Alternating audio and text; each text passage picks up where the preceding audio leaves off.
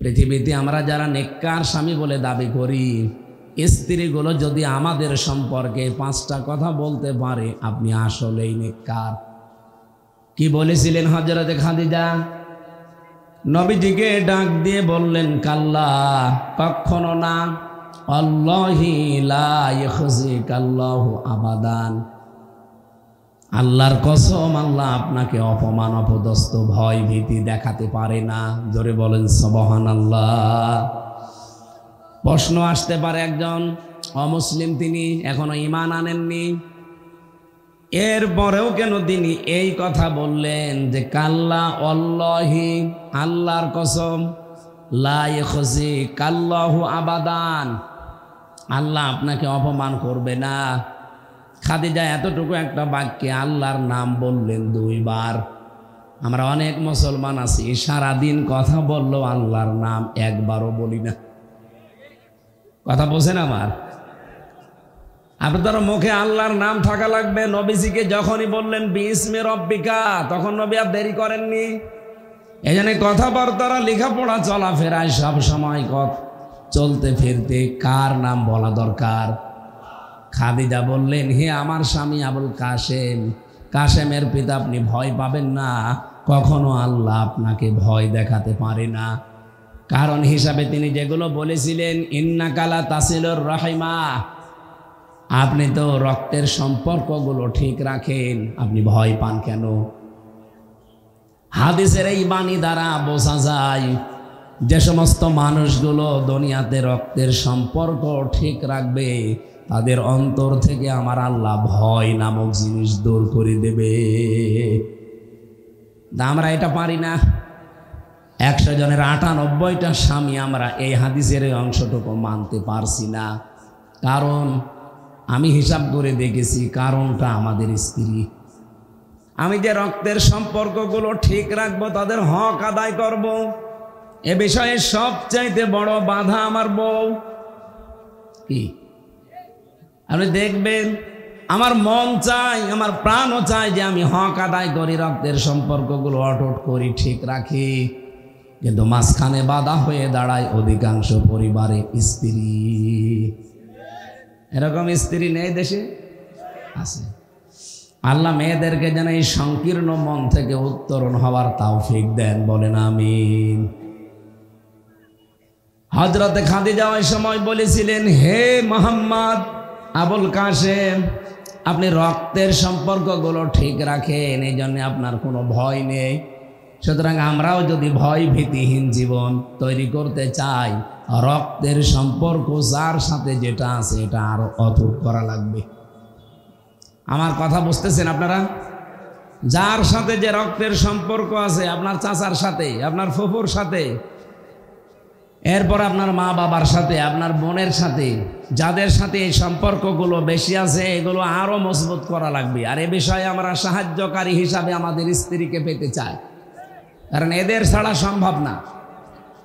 এরা যত পিস্টান দেবে, এদের মন যত ছোট হবে, আপনি তত কঠিন অবস্থায় পড়বেন এই জায়গাতে। আজ হাজারো পরিবারের স্বামী তার বোনের হক ঠিক মতো দিতে পারে না, আদায় করতে পারে না। ওনার মন চায়, কিন্তু স্ত্রীর কারণে হয়ে ওঠে না। আমাদের স্ত্রীগুলোকে আল্লাহ খাদিজাতুল কুবরার মতো বানিয়ে দেন, বলেন আমিন। আতাহমিলুল কাল্লা, আতাকসিবুল মাগদুমা, আতুইনু আলা নওয়াইবিল হক। হযরতে খাদিজা একটা একটা করে 5টা কথা এখানে বলেছিলেন। কোন স্বামী যদি আমরা এই কথাগুলো আমাদের জীবনে বাস্তবায়ন করতে পারি, সে নেককার স্বামী। কি স্বামী? নবীজি চিন্তা ভাবনায় নিয়ে সেই 42 জন মানুষকে মিলালেন যে পুরা আরব জাহানে এদের জন্য শান্তি আমি প্রতিষ্ঠা করতে পারি না, সুতরাং এদের কাছ থেকে এই ক্ষমতার জড়ি হোক, এগুলো নেওয়া লাগবে। যে মানুষগুলো আমার পাশে আছে, এই চরিত্রবান মানুষগুলোর মাথার উপরে দেওয়া লাগবে। উনি দিয়েছিলেন। দেওয়ার জন্য তিনি এই নবুয়ত পাওয়ার পর থেকে 13 বছর চেষ্টা করলেন, কিছুই হয়নি। 13 বছরের ভেতরে অত্যাচার, জুলুম, নির্যাতন এমন স্টিম রোলার চলেছিল, ইতিহাস থেকে বিভিন্ন সময় আপনারা শুনেছেন। যে নবীজির মতো মানুষও 3 বছর জেলখানায় ছিল। কোন জায়গায়? আমাদের এরকম জেলখানা না, আমাদের জেলখানায় তো যোগাযোগ আছে। উনি যে শিয়াবে আবি তালিবে ছিলেন, কোনো যোগাযোগও ছিল না, একেবারে নিরবিচ্ছিন্ন। আমি এই জালেম সরকারের সময় 3 বছর ওর একটা টাচ পেয়েছিলাম মাত্র। জেলা কারাগারগুলোর অবস্থা আমি ভালো জানি না, কারণ ওখানে বেশি দিন ছিলাম না।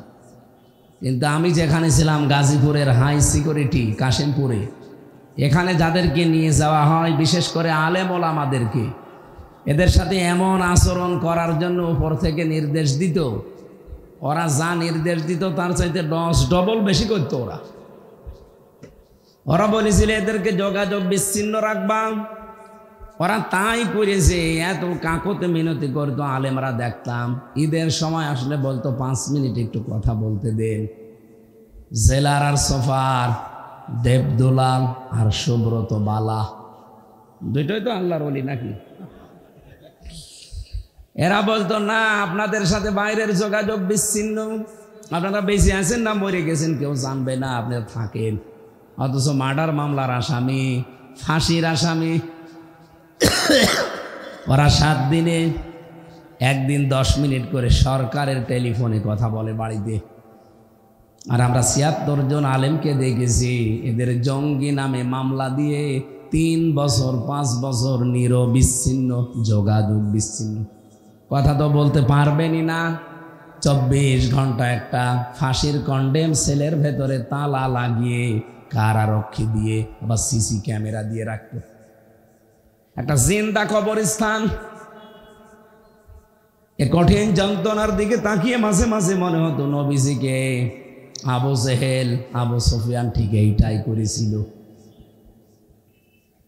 নবীজির মতো এত বড় সৎ চরিত্রের মানুষকে যদি 3 বছরে কঠিন কষ্ট দিতে পারে, তার আদর্শ অনুসরণ করে যে যত বেশি এগিয়ে যাবে তাকে কাফেররা ঠিক ওই রকমই কষ্ট দেবে।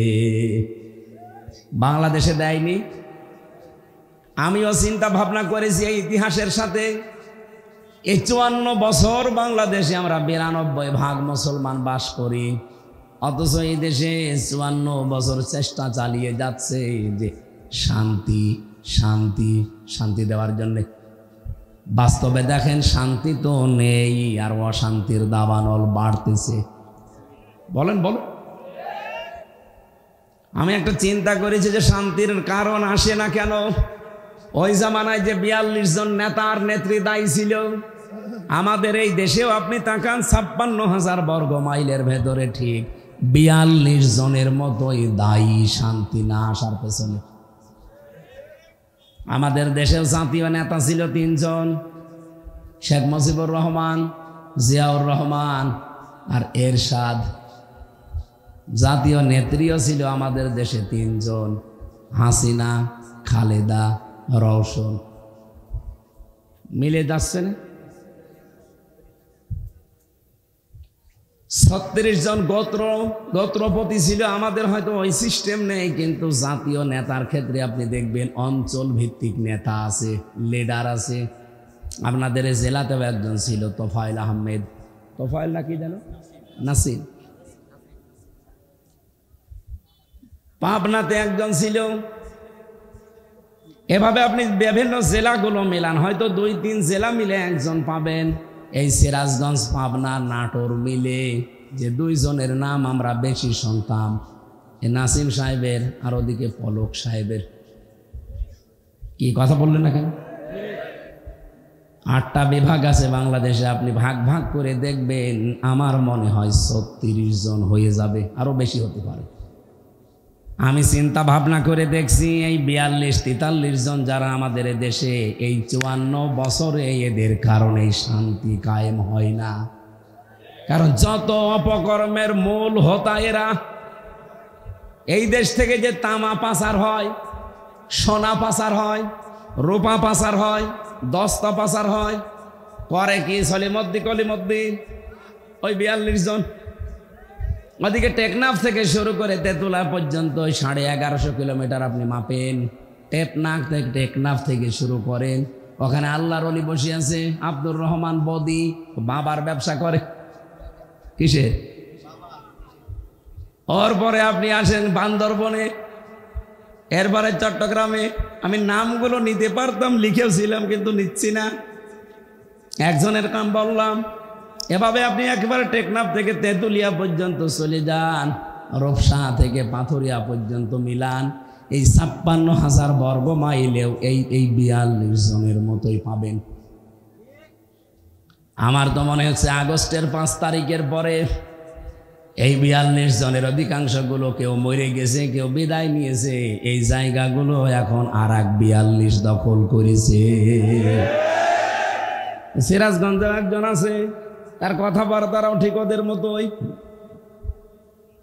নাম কিন্তু সুন্দর, কিন্তু কথাবার্তারা নাস্তিকের মতো।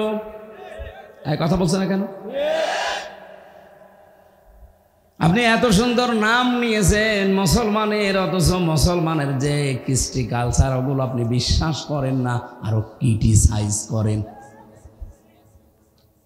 বাংলাদেশের মানুষ কিন্তু ভালোর ভালো, মন্দের মন্দ বুঝে ফেলেছে এরা। তারা শরিয়া আইনে দেশে প্রতিষ্ঠা করতে চায় না, বিশ্বাস করে না। এ জাতি এখন টের পেয়ে গেছে। হয়তো এ জাতি বদর দেখে নাই, কিন্তু সামনে দেখবে। বদর আমরা দেখেছি, বলেন বলেন, কিন্তু বদর এবার দেখবেন।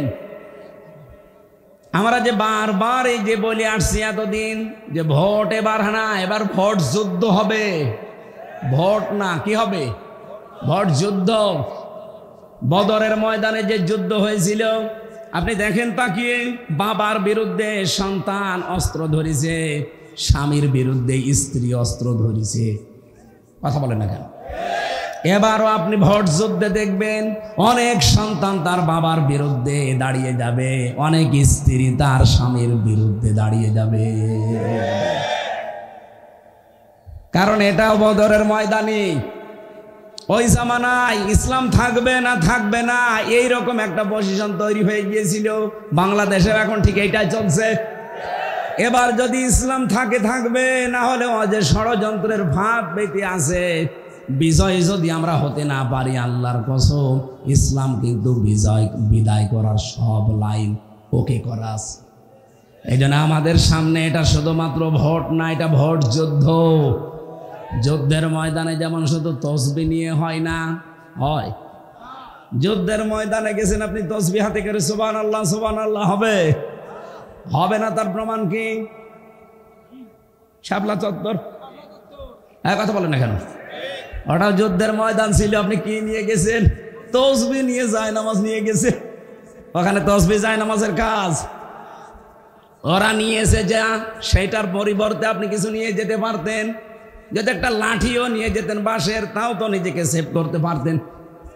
কোরআনে কারীম আমাদের এই শিক্ষায় দিয়েছে, ওয়াইদ্দু লাহুম মাসতাতা'তুম মিন কুওয়াতি ওয়া মির রিবাতিল খাইল ইলা আখিরি আয়া। হে নবী, ইসলাম ধ্বংস করার জন্য ওরা যেটা হাতে নিয়েছে, আপনি ওইটা উল্টিয়ে ইসলামের পক্ষে কাজে লাগান। ওরা আজ ইসলাম ধ্বংস করার জন্য মিডিয়াগুলো হাতে নিয়েছে। দেখেন আগস্টের ৫ তারিখের পরে শয়তানের যত মিডিয়া সব এখন মুনাফিকদের হাতে। হ্যাঁ, কথা বলেন না কেন? আর আমাদের হাতে কি আছে? আমরা চাই অবিলম্বে দিগন্ত টেলিভিশন, ইসলামিক টেলিভিশন, এগুলো অতি সত্বর খুলে দেওয়া হোক। হ্যাঁ, এটা চান না আপনারা? আওয়াজ তোলা দরকার। দায়িত্বে যারা আছে সারা বাংলাদেশে এই দায়ে আওয়াজটা তোলা দরকার। ১ বছর ২ মাস হয়ে গেল, কি তদন্ত করেন আপনি? মিডিয়া না থাকলে ওরা মিথ্যাকে সত্য বানিয়ে প্রচার করবে। কারণ আমরা শুনেছি যে একটা কথা নাকি বারবার ১০ বার বললে মিথ্যাও সত্য হয়ে যায়। ওরা এতদিনে সময় টিভি, ৭১ টিভি, ডিবিসি টিভি দিয়ে তাই করেছে।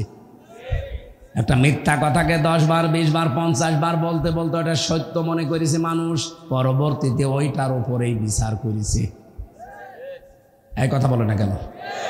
আল্লামা সাঈদীর নামে যে বিচার সাজিয়েছে, ওনার নাম আপনি এখনো দাখিল পরীক্ষায় দেখবেন লেখা আছে দেলাওয়ার হোসাইন সাঈদী। অথচ তার নামে বিচার বানিয়েছে দেল্লু শিকদার। কোথায় দেলাওয়ার হোসাইন সাইদি আর কোথায় দিল্লু শিকদার? আকাশ পাতাল। এই মিথ্যাটাকেই বারবার বলতে বলতে তারা সত্য বানিয়ে ফেলিস। এক কথা বলেন না কেন? জেলখানায় আল্লাহরে বান্দার সাথে আমি একবার দেখা করেছিলাম, মাত্র একবার। উনি যেই কয়টা কথা আমাকে বলেছিলেন তার ভেতরে এই কথাটাও ছিল যে আমি দেল্লু শিকদার না, আমার নাম দেলাওয়ার হোসাইন সাইদি। ওরা আমার নামকে বিকৃত করে পাল্টিয়ে দেল্লু শিকদার দিয়ে বিচার করে আমারে ফাঁসির রায় দিয়েছে। শেষে আবার যাবজ্জীবন এমনকি আমৃত্যু কারাদণ্ড দিয়েছে। এটা ডাহা মিথ্যা কথা। এটা করেছিল যার বদৌলতে তার নাম মিডিয়া এবং দাদা। কথা বলছে না কেন? আমাদের হয়তো দাদা নেই, কিন্তু দাদার বাপ আছে। কে? আমরা আল্লাহর উপরে ভরসা করি। এই 42 জনের মাথা থেকে এবং ক্ষমতা বলেন, খাবার বলেন, এগুলোর জড়ি সব নামাবো। এমন মানুষকে আমরা ওই জায়গায় বসাতে চাই। অধ্যাপক জাহিদুর রহমানের মতো মানুষ, ডক্টর আব্দুল সামাদের মতো মানুষ। 300 জন লাগবে না, মাত্র 151 জন যদি এবার কোরআনে কারিম বুকে নিয়ে ওই জায়গায় যেতে পারে, এতদিনে দেশের মানুষ যারা না খেয়েছিলেন খাবার নিয়ে পারবেন না। আমরা এই আশা কি আন্দাজে করি নাকি এর ভিত্তি আছে? আর ভাই, বাইরের দেশগুলোতে আমি গিয়েছি। মালয়েশিয়া 2004 সাল থেকে তারা দাঁড়িয়ে গেছে, অথচ আমাদেরও নিচে ছিল তারা। সিঙ্গাপুরের দিকে তাকান, আজ বিশ্বে 257টা রাষ্ট্র। এই রাষ্ট্রগুলোর ভেতরে যদি আপনি 10টা রাষ্ট্রকে এক জায়গায় করেন, সিঙ্গাপুর তার ভেতরে ধরা লাগবে। কোথায় ছিল তারা? মাছ ধরে খেত। ওই যে জেলে বলে, জেলে। চারিদিকে সাগর আর মাঝখানে একটা দ্বীপ, এদিকে ওদিকে মাত্র 42 কিলোমিটার। অথচ বিশ্বের মানচিত্রে সিঙ্গাপুর বলে আপনাকে একটা রাষ্ট্র ধরা লাগবে। কোথায় চলে গেছে? শুধুমাত্র আইনের প্রয়োগ আর সততার কারণে। এই কয়েকদিন আগে আমি একটা দৃশ্য দেখলাম। খ্রিস্টান যারা আমাদের উন্নতি দেখতে পারে না, ইহুদি যারা আমাদের সহ্য করতে পারে না, তারা পর্যন্ত বাংলাদেশ সম্পর্কে এখন একটা কথা বলতে বাধ্য হচ্ছে যে আগামীতে বাংলাদেশ জামাতে ইসলামী রাষ্ট্রীয় ক্ষমতায় যাওয়া দরকার 5 কারণে। কয় কারণে? তার ভেতরে একটা কারণ আমি পড়ে খুব ভালো লেগেছে। ওরা বলছে জামাত ইসলামের লোকজন সৎ, যোগ্য, ভদ্র এবং নির্ভীক। এরা যে সৎ, ভদ্র, সততা নিয়ে চলে, এদের সাথে যে কথা বলা যায় এর প্রমাণ বাংলাদেশের মানুষ এই 54 বছরের ভেতরে কিন্তু পেয়েছে। আমাদের 2 জন মন্ত্রী ছিল। এক কথা বলেন না কেন? আপনি দেখবেন এই 2 জন মন্ত্রীর সাথে যারাই কাজ করেছে তারা যদিও অন্য ধর্মের মানুষ, তারপরেও এই 2 জনের জন্য তাদের ভগবানের কাছে পর্যন্ত দোয়া করেছে। আমি তো মাওলানা মতিয়ার রহমান নিজামীর জন্য এক হিন্দুকে দোয়া করতে শুনেছি যে তার কাছে আমি ছিলাম। একজন মেম্বার পর্যন্ত দুর্নীতি মুক্ত হয় না অনেক জায়গায়, অথচ তিনি একজন মন্ত্রী ছিলেন। শুধু দুর্নীতি মুক্ত না, 4 আনা দুর্নীতি তার মন্ত্রণালয় পাওয়া যায়নি।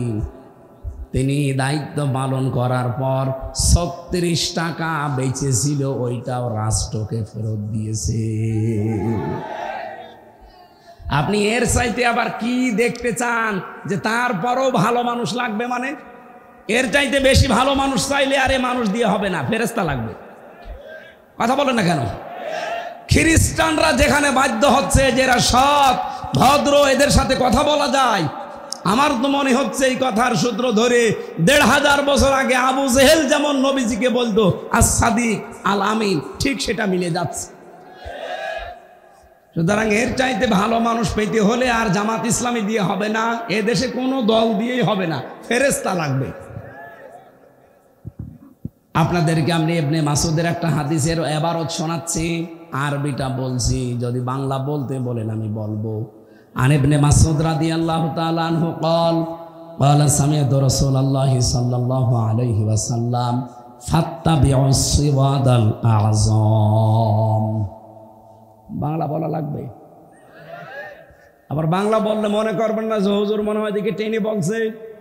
ফাত্তাবিউস সিরাতাল আযম, তোমরা অনুসরণ করো তাদের যাদের দ্বারা ইসলাম তাড়াতাড়ি কায়েম করা সম্ভব। এই বাংলাদেশে ৭৩টা দল এখন কাজ করছে। আপনি নিজের থেকেই বলবেন এই দেশে এখন তাড়াতাড়ি ইসলাম কায়েম করার সম্ভাবনা কাদের দ্বারা বেশি? আপনি অন্য কোনো নামে দলের নাম বলতে পারবেন না, কারণ তাদের দ্বারা সম্ভব না।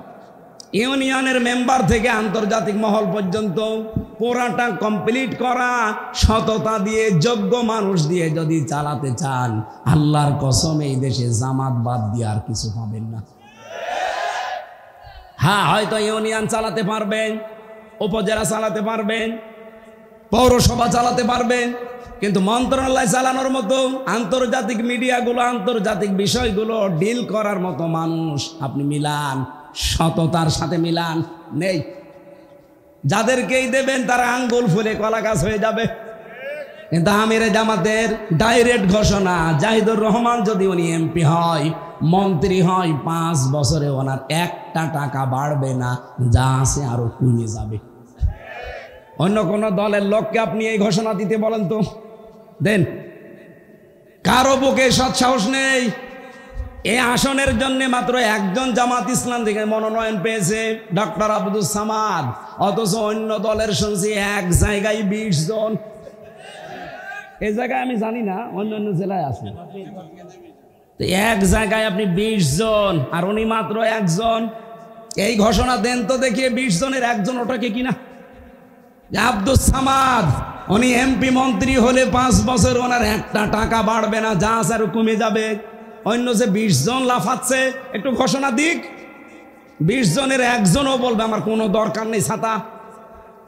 এক কথা বলছে না কেন?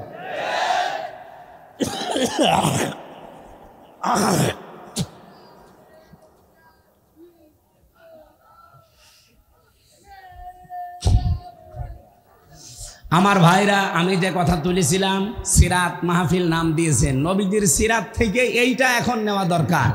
নবীজি 42 জনের মাথা থেকে বাকি 42 জনকে মাত্র দিয়েছিলেন। 10 বছরেই তিনি বলেছিলেন খয়রুল কুরুনি করনি। আমি গ্যারান্টি দিতে পারি 10 বছর লাগবে না। বাংলাদেশে যদি 300 জনের 151 জন আপনি এরকম বানাতে পারেন, 5 বছরও লাগবে না, 2 বছরে বাংলাদেশ দাঁড়িয়ে যাবে। আরে ভাই, 2টা ঔষধ খালি প্রয়োগ করা লাগবে। এখানে একটা খাদ্যে ভেজাল বন্ধ করা লাগবে, আর দুর্নীতি বন্ধ করা লাগবে। এমনি দেশ দাঁড়িয়ে যাবে। দাঁড়াবে না মানে? মালয়েশিয়াতে যখন চলাফেরা করতাম, বাংলাদেশের যাতে প্রায় 5 ডবল বড় দেশটা, আমার প্রতিদিন অনুষ্ঠান ছিল প্রায় 1500-2000 কিলোমিটার দূরে। চিন্তা করতাম এইভাবে যাওয়া, রাতের বেলা কি না কি হয়।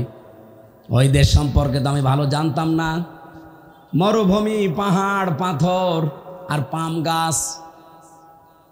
200 কিলো 300 কিলো চলে যাচ্ছে রাতের বেলা।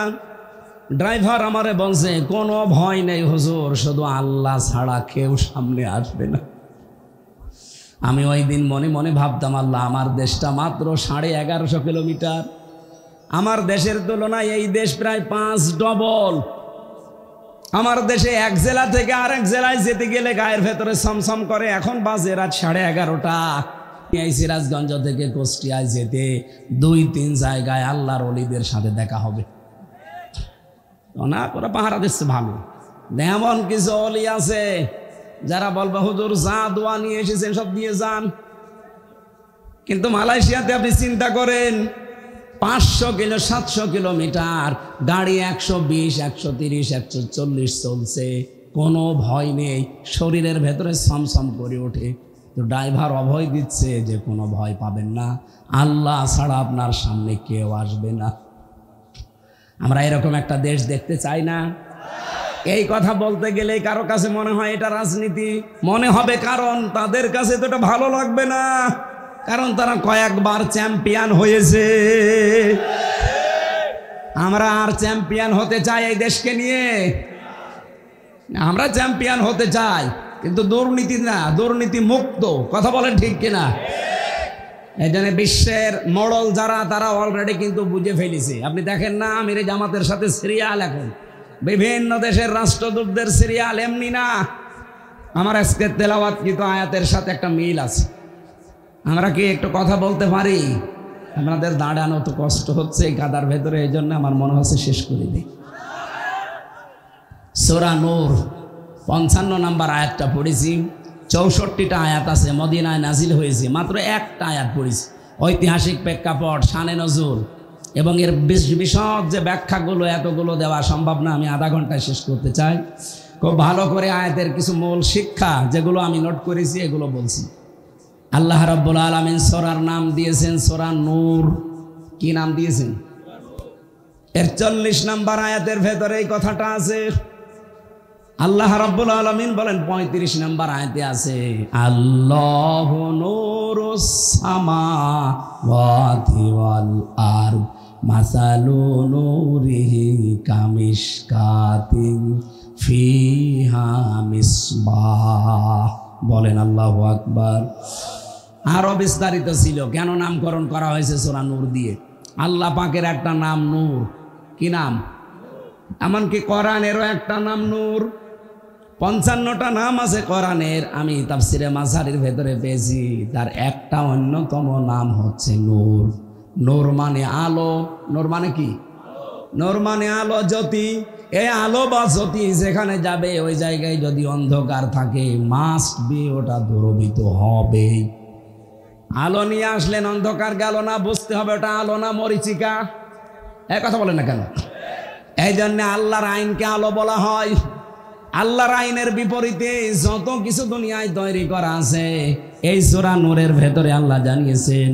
এটা 39 নম্বর আয়াত।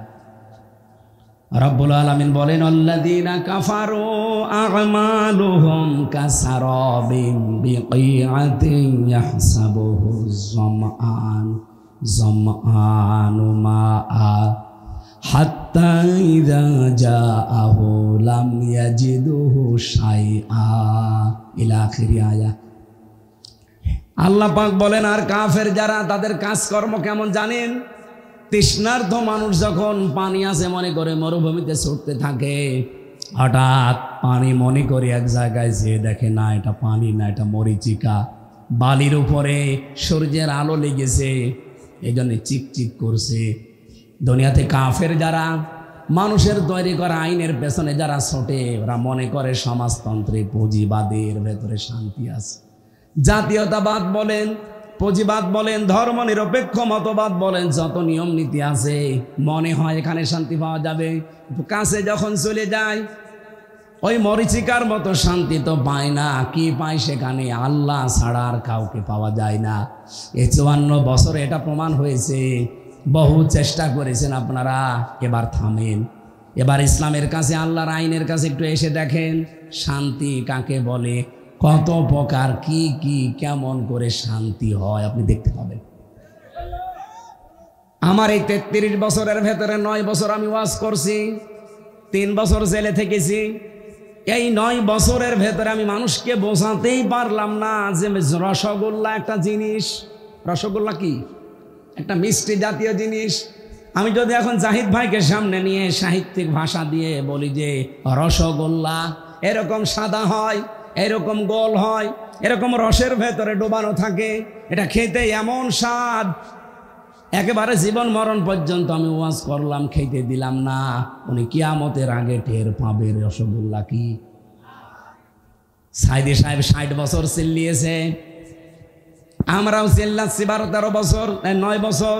কত মানুষ সারা জীবন আমরা চিল্লানো পাল্লানো করছি যে আল্লাহর আইন, আল্লাহর আইন। এটা আজ 54 বছর হয়ে গেল, আমরা কায়েম করতে পারি না। তা আপনাদেরকে আমরা বোঝাবো কি করে যে শান্তি কি জিনিস। আল্লাহর আইনটা এবার কায়েম হতে দেন। আমার তো আশা এবার কায়েম হবে। যারা আছেন তাদেরকে নিয়ে হবে, যদি না থাকেন আপনাকে বাদ দিয়ে আল্লাহর আইন এবার কায়েম হবে ইনশাআল্লাহ। আপনাকে নিয়ে হবে, আর আপনি যদি বিরোধিতা করেন আপনাকে বাদ দিয়ে ইসলাম এবার সংসদে যাবে। আর যদি এবার যায়, শান্তি কি বলে, রসগোল্লা কি জিনিস আপনি টের পাবেন। পৃথিবীতে কোনো জায়গায় ইসলাম এখন প্রতিষ্ঠা পায়নি, শুধু আফগানিস্তান বাদ দিয়ে। ওখানে কি শান্তি? হ্যাঁ, ওই দেশ সম্পর্কে উল্টাপাল্টা ধারণা বিশ্বের কাফের মুশরিকরা আমাদেরকে দিচ্ছে, কিন্তু কি শান্তি আপনি চেয়ে দেখেন। কিছু নিজ নিয়ে আমার ভেতরেও তাদের সম্পর্কে যদিও মতভেদ আছে যে এই বিষয়গুলো আরও স্যাক্রিফাইস করা দরকার, কিন্তু সেখানে আল্লাহর আইন 100 ভাগের 100 ভাগ আছে। এই জন্যে শান্তি কি তারা টের পেয়েছে। বিশ্বের কাফের মুশরিক ইহুদি খ্রিস্টানরা ভালো করে জানে এরা আফগানিস্তানে যে শান্তি পাচ্ছে এটা যদি বিশ্বের মুসলমানেরা জানে, এ দল মত বাদ দিয়ে তখন ছুটবে আল্লাহর আইনের দিকে। এই জন্যে মুসলমানদের নাম তারা টেরোরিস্ট, সন্ত্রাসী, জঙ্গি, বিভিন্ন নাম দিয়ে আমরা যেন কোরআনের কাছে আসতে না পারি সেই ব্যবস্থা চালিয়ে যাচ্ছে। আপনাদেরকে এবার আমরা রসগোল্লা শুধু ওয়াজ করা না, খাওয়াতে চাই। খাবেন তো ইনশাল্লাহ? রসগোল্লা মানে আপনাদের পাঙ্গাসি বাজারের রসগোল্লা না, এর ভেতরে আল্লাহ রসগোল্লা দিয়েছেন 500। অনুনাজ্জিলু মিনাল কোরআনি মা হুয়া শিফাউ ওয়া রাহমাতুল লিল মুমিনিন। এ কোরআন নাজিল করার ধারাবাহিকতায় এমন এমন বিধান আমি আল্লাহ দিয়েছি যারা মুমিনদের জন্য উপকার। এর ভেতরে এমন এমন ঔষধ দেওয়া আছে, এমন এমন রসগোল্লা দেওয়া আছে যেটা খাবে মানুষ শান্তি পাবে, আরাম পাবে। ও রোগ শোক থাকলে ঔষধের কারণে ভালো হয়ে যাবে। সেই ঔষধগুলো আমরা প্রয়োগ করতে চাই। আল্লাহ পাক জানিয়েছেন ওয়াদাল্লাহুল্লাযীনা আমানু মিনকুম। কাদেরকে দেব জানো? আমি আল্লাহ ওয়াদা করছি তোমাদের ভেতরে যাদের ঈমান আছে, সঠিক ঈমান। ঈমান আনলেই হবে না। ঈমান আবু জেহেলের একরকম ছিল। আবু জেহেলও বলতো যে আসমান জমিন আল্লাহ বানিয়েছে, এ কাবা ঘরের মালিক আল্লাহ, এইটা বলতো। কিন্তু আল্লাহ পাক এই জমিন চালাতে যে আইন দিয়েছে মুহাম্মদুর রাসূলুল্লাহর মাধ্যমে, এইটা সে মানত না। বাংলাদেশে এরকম আবু জেহেল নেই, এই জেলায় আছে। ও আসমান জমিন আল্লাহ বানিয়েছে ও বিশ্বাস করে, কাবা শরীফ আল্লাহর ঘর বিশ্বাস করে, কিন্তু আল্লাহর এই আইন দিয়ে জমিন চালানো লাগবে। তখন বলতে গেলে বলে এটা ধান্দা, এটা তো দুর্নীতি বা এটা রাজনীতি, এরকম কথায় দেশে মানুষ বলে না। আমার ভাইরা, আল্লাহ পাক নিজে যেহেতু ওয়াদা করছেন, আর আল্লাহর ওয়াদা তো আমির হামজার ওয়াদার মতো। বলেন বলেন, আল্লাহ পাক বলেন ইন্নাল্লাহা লা ইউখলিফুল মিআদ। আমি যদি একবার কোনো ওয়াদা করি জীবনে কোনোদিন ওই ওয়াদার ভঙ্গ করি না। সুতরাং এখানে ওয়াদা করছে কে? তোমাদের ভেতরে যারা ঈমান আনে, ওয়া আমিলুস সলিহাত, এবং ভালো ভালো কাজের আঞ্জাম দেয়, নেক কাজ করে। এই দুইটা শব্দ সে জন্মের পর থেকে আমরা শুনেছি, কিন্তু ঈমান কি আর আমল কি এখনো বাস্তবে আমরা দেখি নাই। কোরআনে কারীম জানিয়েছে ওয়ামিনান নাসি মান ইয়াকুলু আমান্না বিল্লাহি ওয়া বিল ইয়াউমিল আখির ওয়া মা হুম বিমুমিনিন। নবী, মানুষ অনেক আছে এমন যারা বলে আল্লাহ তোমাকে বিশ্বাস করি, কিয়ামতেও বিশ্বাস করি, কিন্তু এরা মুমিন না। কারণ এই কথাটা তাদের মুখের কথা, মনের কথা না। এই কথাটাই বলা লাগবে মুখ দিয়ে না মন দিয়ে? বলেন বলেন। যারা মন দিয়ে বলতে পেরেছিল আপনি তাকান তাদের দিকে, তাদের জন্য আল্লাহ আয়াত নাজিল করেছেন। যারা শুধু মুখে না মন দিয়ে বলতো লা ইলাহা ইল্লাল্লাহ মুহাম্মাদুর রাসূলুল্লাহ, আল্লাহ তাদের প্রতি এত খুশি হয়েছিলেন। কোরআনে কারীম জানিয়েছে রাদিয়াল্লাহু আনহুম ওয়া রাদু আন। রব্বুল আলামিন বলেন আমি আল্লাহ যেমন তাদের উপরে খুশি হয়ে গেছি, তারাও আমার উপরে খুশি। জোরে বলেন সুবহানাল্লাহ। আমি এই রাদিয়াল্লাহু আনহুর ব্যাখ্যা পড়ে দেখেছি, আল্লাহ পাক সাহাবায়ে কেরামের প্রতি খুশি হওয়ার পেছনে আমি 6টা কারণ পেয়েছি। এদিকে তাকান। আমাদের উপরেও আল্লাহ খুশি হবেন, রাজি হবেন যদি ওই 6টা কারণ পাই। 1 নম্বরে সাহাবীদের মুখের কথার সাথে মনের কথার 100 ভাগ মিল ছিল। একটু জোরে দেন। কিন্তু আমাদের মুখের কথার সাথে আজ মনের কথাটার মিল নেই। আগামীতে কি এরকম করা যাবে? আর মুখ দিয়ে যেটা বলবেন ওইটা যেন আপনার মনের কথা হয়, আল্লাহ কবুল করেন, বলেন আমিন। রব্বুল আলামিন বলেন, যদি সত্যি ঈমান সঠিকভাবে আনতে পারো আর ভালো ভালো কাজের আঞ্জাম দিতে পারো, আমি আল্লাহ কি করব জানো? লা ইস্তাখলিফান্নাহুম ফিল আরদ, জমিনের খলিফা বানাবো তোমাদেরকে, খেলাফতের দায়িত্ব দেব। কামাস্তাখলাফাল্লাযীনা মিন ক্বাবলিহিম, তোমাদের পূর্বে যারা বিদায় নিয়েছে তাদেরকে আমি দিয়েছিলাম এই দুইটা কারণে। আর জমিনে যদি সত্যিই তোমরা খেলাফতের দায়িত্ব পালন করতে পারো, কয়েকটা উপকার দুনিয়ায় দেখতে পাবে। এক নম্বরে ওয়ালা ইউমাক্কিনান্না লাহুম দীনাহুম আল্লাযী ইরতাদা লাহুম, তোমাদেরকে আল্লাহ প্রতিষ্ঠা দান করবেন।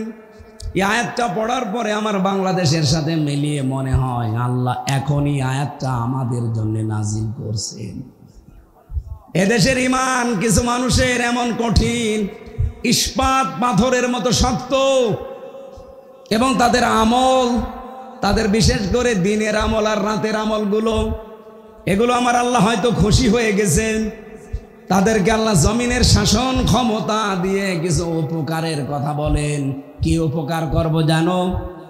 এক নম্বরে, আমি আল্লাহ যেই দিনের উপরে রাজি আছি ওই দিন তোমাদের ওখানে প্রতিষ্ঠা করে দেব, তার নাম ইসলাম। বলেন বলেন। বহু মানুষ বিরোধিতা করছে এই দেশে এবং করবেও আন্তর্জাতিকভাবে, কিন্তু আল্লাহ বলেন ঈমান আর আমল যাদের সত্যিই সঠিকভাবে আমি পেয়ে যাব, তাদের সাথে আমার ওয়াদা এই যে জমিনের খেলাফতি তাদেরকে দেব। এবার আল্লাহ যেন আয়াতটা আমাদেরকে দেখান, তার নিজের পছন্দ করা দিন, যেটা আল ইয়াউমা আকমালতু লাকুম দীনাকুম ওয়া আতমামতু আলাইকুম নি'মাতি ওয়া রাদিতু লাকুমুল ইসলাম দীনা। যেই দিনের উপরে তিনি রাজি আছেন সেই দিন, তার নাম আরো জোরে 4,500 দিন আছে দুনিয়ায়, ধর্ম আছে, কোন ধর্মের উপরে আল্লাহ রাজি না, একমাত্র ধর্মের উপরে আল্লাহ রাজি, তার নাম ইসলাম। তার এই রাজি হওয়া, খুশি হওয়া ইসলামকে এবার বাংলাদেশে আমার মনে হচ্ছে আল্লাহ প্রতিষ্ঠা করবেন। এটা আল্লাহর এক নম্বর ওয়াদা। দুই নম্বরে, ওয়ালা ইউবাদদিলান্নাহুম মিন বাদি খাউফিহিম আমনা, আল্লাহ বদল করে দেবেন তোমাদের জন্য ভয় ভীতির যে পরিবেশ, এই জায়গায় আল্লাহ নিরাপত্তা, শান্তি, স্বস্তি এইগুলো আল্লাহ দেবেন। এটা বাংলাদেশে আল্লাহ দেয়নি। আগে এই অনুষ্ঠানটা করতে 14 জায়গায় পারমিশন নেওয়া লাগতো, এরপরও ভয় ছিল, না জানি কখন কি হয়ে যায়। কিন্তু আল্লাহ এমন একটা ব্যবস্থা করে পরিবর্তন করে দিয়েছে, অনুমতি তো নেওয়াই লাগবে না, আর নিরাপদে বসে বসে কোরআন শোনা যাবে। এটা কি ওয়ালা ইউবাদদিলান্নাহুম মিন বাদি খাউফিহিম আমনা, ভয়ের পরে আল্লাহ নিরাপত্তা, শান্তি, স্বস্তি দেবে। এই আয়াত কি মিলছে না? বলেন বলেন। এখন কি করা লাগবে আমাদের? আল্লাহ বলেন, ইয়াবুদুনানি লা ইউশরিকুনা বি শাইআ, তোমরা আল্লাহর ইবাদত করবা একনিষ্ঠভাবে এবং তার সাথে কোনো কিছুকে শরীক করবা না। আজ এই দেশে যারা বিভিন্ন জিনিসের পূজা করেন, আমরা কোরআনের অনুষ্ঠানগুলো থেকে তাদেরকে আহ্বান জানাই, দাওয়াত দেই যে মাটির তৈরি করা মূর্তির কাছে মাথা নত না করে এই মাটির মালিকের কাছে আসেন, মাথা নত করি। যে জিনিস নিজে দাঁড়াতে পারে না, যার পেছনে বাঁশ দেওয়া ছাড়া খাড়া হয়ে থাকতে পারে না, আপনি বাংলাদেশে যত মূর্তি আছে একটু দেখেন। আমি ছোট করছি না তাদের ধর্মকে, তারা তাদের ধর্ম মানুক, কিন্তু তাদের বিবেকের কাছে আমার প্রশ্ন, এই দেশে আজকে লক্ষ লক্ষ মূর্তি বিভিন্ন জেলাতে, বলেন তো একটা মূর্তিকে পাবেন পেছনে বাঁশ দেওয়া ছাড়া খাড়া হয়ে থাকতে পারে? বাঁশ ছাড়া জীবনও খাড়া হয়ে থাকতে পারবে না। তাও জায়গা মতো বাঁশ দিয়ে দেখবেন খাড়া করে রেখে দিয়েছে। আল্লাহ উদাহরণ দিয়েছে যে একটা মশা পড়লে মশা তাড়াতে পারে না, একটা মাছি পড়লে মাছি তাড়াতে পারে না। তাদের কাছে তুমি মাথা নত করো, তোমার বিবেকের ওপরে কি? এই জন্য আহ্বান জানাচ্ছি, আসেন মাটির তৈরি করার জন্য জিনিসের সামনে মাথা নত না করে দাওয়াত দিলাম, আসেন মাটির মালিক যিনি মহান রব্বুল আলামিন, তার সামনে কপাল নত করি। এ দাওয়াত আমরা দিতে পারি না। তারা হয়তো অজ্ঞ, না জেনে এগুলো করতে পারে। আপনি যদি একটু বিবেকের কাছে তাদের নাড়া দেন, দেখবেন পরিবর্তন হয়ে গেছে। যশোরের এক অধ্যাপককে পেয়েছিলাম, উনি বিসিএস ক্যাডার, ওনারে বলেছিলাম, স্যার আপনার ইসলাম কবুল করা লাগবে না, শুধু আমার এই কোরআন শরীফটা ইংরেজি হোক বাংলায় হোক আপনি একবার বুঝে বুঝে পড়বেন। ও আল্লাহ, 3 মাস পরে দেখি আল্লাহর বান্দা নিজের থেকেই বিবেকের তাড়নায় মুসলমান হয়ে গেছে। আজকে দেশে যেহেতু অন্যান্য ধর্মের মানুষ খুব বেশি না, আপনারা মাত্র 8 ভাগ আর আমরা 92 ভাগ। এই 8 ভাগ মানুষকে দাওয়াত দিচ্ছি, ফিরে আসেন আপনারা। ইয়াবুদুনানি, আমরা আল্লাহর ইবাদতে মগ্ন হয়ে যায়। আল্লাহ যে ওয়াদাগুলো করছেন, ভয়ের যে সংস্কৃতি আছে, দাদাদের ভয়, আরো বিভিন্ন সাদা চামড়াদের ভয়, সব ভয় দূর করে শান্তি স্বস্তি নিরাপত্তা দিয়ে আল্লাহ আমাদের 56,000 বর্গ মাইল ঢেকে দেবে। এটাকে আমি বানালাম। অমান দাখলাহু কানা আমিনা। আল্লাহ বলেন, আমার কাবা শরীফে ঢুকলেই, এই এরিয়ার ভেতরে আসলেই তোমাদেরকে নিরাপত্তা শান্তি স্বস্তি দিয়ে দেব। কেন? কারণ কাবার এরিয়ার ভেতরে আপনি কোনো শিরিক পাবেন না। কথা বলেন না কেন? আমরাও যদি বাংলাদেশকে বহির্শত্রু থেকে মুক্ত করতে চাই, যদি দুশ্চিন্তা থেকে, ভয় থেকে, আতঙ্ক থেকে এই দেশকে যদি শান্তির আবাস ভূমি বানাতে চান, এই দেশের শিরিক বন্ধ করা লাগবে। কি কথা বললেন না কেন? এরপরেও আল্লাহ বলেন, আমান কাফারা বাদা জালিকা। এতগুলো কথা বলার পরেও কেউ যদি উল্টা দিকে ফিরে যায়, ফাউলাইকা হুমুল ফাসিকুন, সেই জ্ঞান পাপী, সেই ফাসেক, সে হচ্ছে দুষ্কৃতিকারী। ওয়াকিমুস সালাতা ওয়া আতুজ যাকাত, যদি ওই পরিবেশ তোমাদের সামনে এসে যায়, তাহলে নামাজ কায়েমের ব্যবস্থা করবা। আরে দায়িত্ব আমি দিয়েছি এই জাহিদুর রহমানের মতো 151 জন যখন সংসদে যাবে তাদেরকে, আল্লাযীনা ইম্মাক্কান্নাহুম ফিল আরদি আকামুস সালাতা ওয়া আতাবুজ যাকাত, এরা গেলেই প্রথমে এই আয়াতটা মানবে, নামাজের বিল আনবে, যাকাত ভিত্তিক অর্থনীতি দেশে কায়েম করে দেবে। আর যাদের টাকা ব্যাংকে ছাতা পড়ে যাচ্ছে, ছাতা পড়বে না, এককালীন দানের মাধ্যমে, যাকাতের মাধ্যমে ঠিক গরিবের হাতে হাতে পৌঁছিয়ে যাবে। কি করে শান্তি নিয়ে আসা লাগে, এগুলোর ঔষধ তো আছে। এক কথা বলেন না কেন? ওয়াতিউর রাসূলা, রাসূলের আনুগত্য করো। জীবনের কোনো জায়গায় বিশ্ব নবীর আদর্শ বাদ দিয়ে অন্য কারো আদর্শ মেনে নিও না। কি করা হবে? লাআল্লাকুম তুরহামুন, আশা করা যায় তোমাদের উপর আল্লাহর রহমত নাজিল হবে। আল্লাহ রাব্বুল আলামিন তার আয়াতগুলোতে আমাদের যেটা দিতে চেয়েছেন, আসেন আমরা খাঁটি ঈমান এবং আমলে সালের ভেতরে নিজেদেরকে নিমগ্ন করি। আল্লাহর ওয়াদাগুলো বাস্তব জীবনে কয়েকটা দেখতে পাচ্ছি, বাকিগুলো যেন দেখতে পাই। বলেন আমিন। আমাদের এই দেশগুলোতে একটা ট্র্যাডিশন হয়ে দাঁড়িয়েছে যে আমরা শুধু 12ই রবিউল আউয়াল এইটাকেই মনে করে নবীজির জন্মদিন, মৃত্যুদিন, এই শেষ না। নবীজিকে আল্লাহ পাঠিয়েছিলেন এই পৃথিবীতে যদিও রবিউল আউয়াল মাসে, কিন্তু তার কর্মপন্থা, কর্মপদ্ধতি শুধু রবিউল আউয়ালে শেষ হয়ে যায়নি, সারা বছর ছিল না। তিনি 17 বছর থেকে আরম্ভ করে 40 বছর পর্যন্ত একটা দল বানিয়েছিলেন, সংগঠন, হিলফুল ফুদুল বলা হয়, শান্তির সঙ্গ। শান্তি প্রতিষ্ঠা করার জন্য চেষ্টা চালিয়েছিলেন, কিন্তু পারেননি। আপনারা শুনতেছেন ভাই? এটা একটা ক্লাস চলছে, আমরা একটা ক্লাস করবো ইনশাল্লাহ। এই যে 23টা বছর চিন্তা ভাবনা করে দেখলেন যে শান্তি আসে না কেন? এটাকে আমার দুর্বলতা নাকি আমার সংগঠনের দুর্বলতা? ওই সময় তিনি পুরা আরব জাহানের ভেতরে লক্ষ্য করে দেখলেন যে 36টা জাতি, গোত্র, এই যে বংশ গোত্র দল যাই বলেন, এরকম 36টা গোত্র আছে। 36টা গোত্রের 36 জন লিডার আছে, দলপতি আছে। ওই সময় 40 বছর থেকে তিনি হেরা পাহাড়ে, আমরা বলি অনেকে জনই ধ্যান করেছিলেন। হ্যাঁ, ধ্যানই করেছিলেন। কিন্তু আমাদের দেশের মানুষ অনেকে যে ধ্যান করে, এই ধ্যান না। আমাদের দেশের মানুষও ধ্যান করে না, বিভিন্ন জায়গায় বিভিন্ন পীর সাহেবরা ধ্যান করে। নবীজির ধ্যান এইটা ছিল না। উনি এই 23 বছর একাধারে চেষ্টা চালানোর পরে চিন্তা করলেন যে শান্তির জন্য আমি সংঘ বানালাম, সংগঠন বানালাম, কাজও করলাম কম বেশি, তো শান্তি তো আসে না। উনি এই চিন্তা ভাবনা করেছিলেন, এই গবেষণায় ছিলেন যে শান্তি আসে না কেন দেখি। নবীজির দৃষ্টিতে তার চিন্তা ভাবনায় যেটা ধরা পড়েছিল এই 40 বছরে হেরা গুহায়, সেটা এইটা। আমি আর রাহিকুল মাখতুম থেকে বলছি। তিনি দেখলেন পুরা আরব অঞ্চলের ভেতরে 36টা লিডার এরা কাজ করে 36টা গোত্রের জন্য। ওই সময় 3টা প্রতিষ্ঠিত জাতি ছিল, একটা ইহুদি, একটা খ্রিস্টান আর একটা মুশরিক। আর একটা জাতি ছিল নিভু অবস্থায়, তারা হানিফ গোত্রের মানুষ। হযরতে খাদিজাতুল কুবরা, আবু বকর সিদ্দিক, ওয়ারাকা ইবনে নাওফেল, এই সমস্ত মানুষগুলো এই ধর্ম, ইব্রাহিম আলাইহিস সালামের ধর্ম এরা মেনে চলত, কিন্তু তারা শিরিক করত না।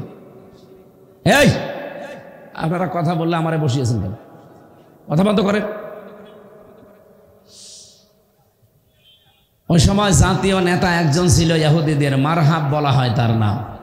খ্রিস্টানদের একটা জাতীয় নেতা ছিল মুখাইরে। মুশরিকদের একটা জাতীয় নেতা ছিল, তার নাম আবু জেহেল। জাতীয় নেত্রী ছিল ওই জামানায় 3 জন পুরা আরব অঞ্চলের ভেতরে। আবু লাহাবের স্ত্রী ছিল উম্মে জামিল, আবু সুফিয়ানের স্ত্রী ছিল হিন্দা, আর আবু জেহেলের স্ত্রী ছিল নাকিরা। 3 3 6 আর ওদিকে 36, কত হয়? 42। কত হয়?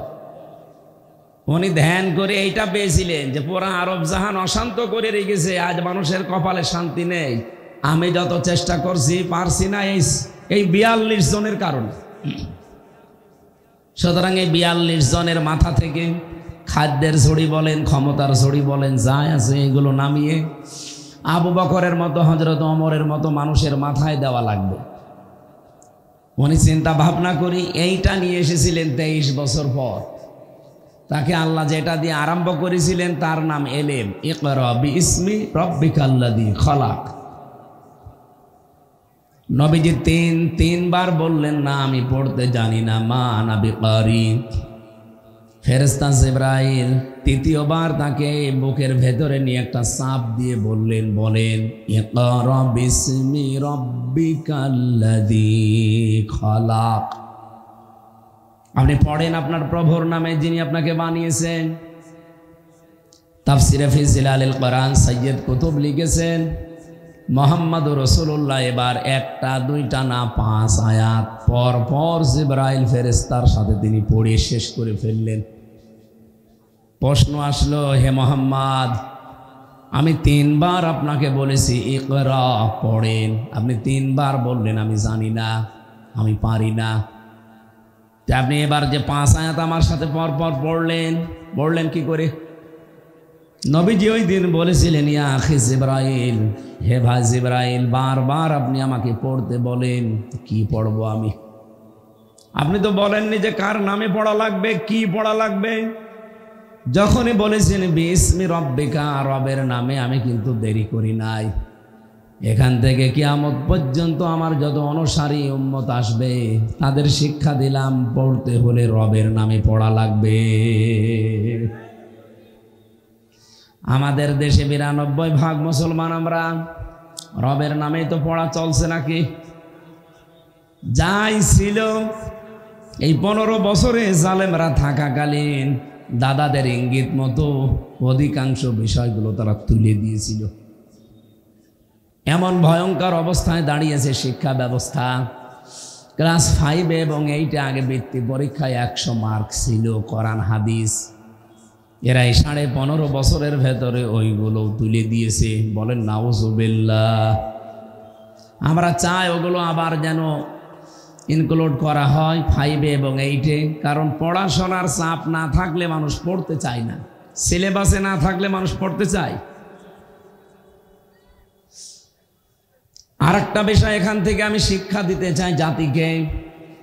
আমাদের মাথার উপরে যিনি এখন বসে আছেন, উনি যে আশা আমাদের দিয়েছিলেন 1 বছর 2 মাস প্রায় শেষ হয়ে যাচ্ছে, সে আশাগুলো এখনো আমরা বাস্তবে কোনো রূপ দেখতে পাইনি। উনি যে আশা দিয়েছিলেন আমরা আশায় বুক বেঁধেছিলাম যে না লোকটা পারবে, কিন্তু কোনো অজানা এক শক্তিতে উনি পারছে না। অথচ 2 জন নবীর নাম তার, ডক্টর মোহাম্মদ ইউনুস। কয় নবীর নাম? মোহাম্মদ একটা, ইউনুস একটা।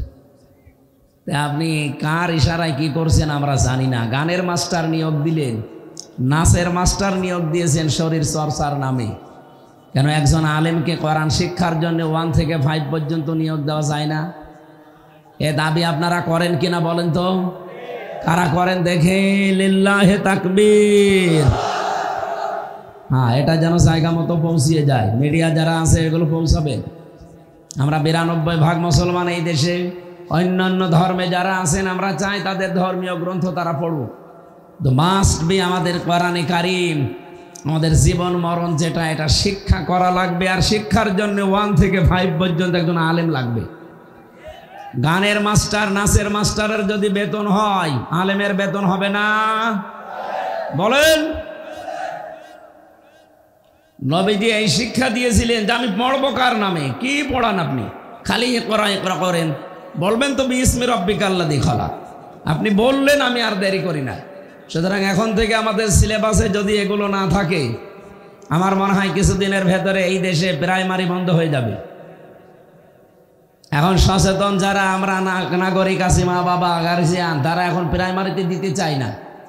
কারণ আমার এই ছোট্ট সন্তান যদি ছোটবেলা আল্লাহর কালাম ভেতরে না নেয়, বড় হয়ে ঠিক ও মত দিয়ে আমার সামনে কুলি করবে। কি এগুলো করে না? অনেক জায়গায় দেখেন না, শিক্ষককে পিটায়, আমাকেও পিটাবে। এই জন্য বহু জায়গায় আমরা দেখছি এখন ক্যাডেট মাদ্রাসা বলেন, কিন্ডারগার্টেন বলেন, এরপরে নোরানি বলেন, এখানে আজ বাবা মা গার্জিয়ান যারা 2 বছর 3 বছর 5 বছর এখানে পড়ি, এরপরে 6-এ ভর্তি করে দেয়। যেন আহ্বান জানাবো, এদেশে স্কুলগুলো বন্ধ করতে না চাইলে আমাদের স্কুলে অন্তত 1 থেকে 5 পর্যন্ত কোরআনের ক্লাস 100 মার্কের বাধ্যতামূলক করা দরকার। আর এর জন্য একটা শিক্ষক লাগবে না? বলেন বলেন, লাগবে না? নবীজি খাদিজা রাদিয়াল্লাহু তাআলা আনহা ওই সময়ও মুশরিকা, উনি এখনো ঈমান আনেননি। যদিও তিনি শিরিক করতেন না, তারপরও তো তিনি ঈমান আনেননি। নবীজি ওনাকে বললেন, জাম্মিলুনি জাম্মিলুনি, আমাকে ঢেকে দাও, আমি ভয় পেয়েছি। হযরতে খাদিজা ওই দিন তার স্বামীকে 5টা কথা শুনিয়েছিলেন। পৃথিবীতে আমরা যারা নেককার স্বামী বলে দাবি করি, স্ত্রীগুলো যদি আমাদের সম্পর্কে 5টা কথা বলতে পারে, আপনি আসলেই নেককার।